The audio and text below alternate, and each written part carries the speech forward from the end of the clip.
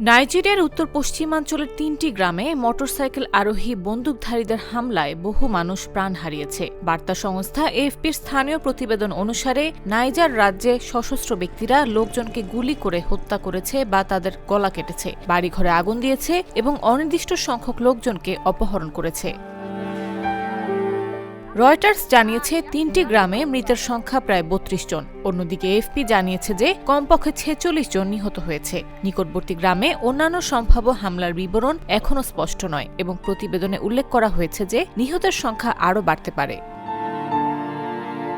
এএফপির একটি প্রতিবেদনে বলা হয়েছে ডাকাতরা ৪১টি মোটরসাইকেলে করে এসেছিল এবং প্রতিটিতে ২ বা ৩ জন পুরুষ ছিল। চলতি মাসের শুরুতেও একই ধরনের আক্রমণে শতাধিক মানুষ নিহত হয়েছে।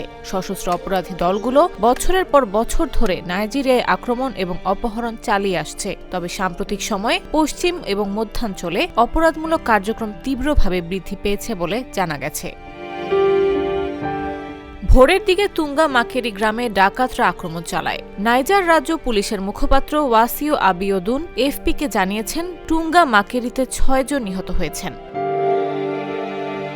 তিনি বলেন, কিছু বাড়িতে আগুন দেওয়া হয়েছে এবং এখনও নিশ্চিতভাবে বলা যায়নি যে কতজনকে অপহরণ করা হয়েছে। নিহতদের বেশিরভাগই নিকটবর্তী কনকোসোর বাসিন্দা। ওই গ্রামেও আক্রমণ করা হয়েছে। প্রত্যক্ষদর্শীরা এএফপিকে জানিয়েছেন প্রায় সব ঘরবাড়ি পুড়িয়ে দেওয়া হয়েছে এবং ৪ জন নারীকে অপহরণ করে নিয়ে যাওয়া হয়েছে।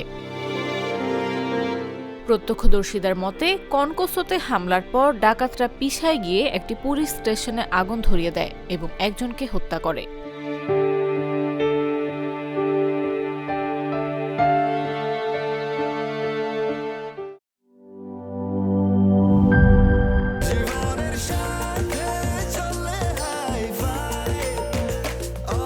স্বাস্থ্যকর অল টাইম, সব সময় অল টাইম হেলদি লাইফ।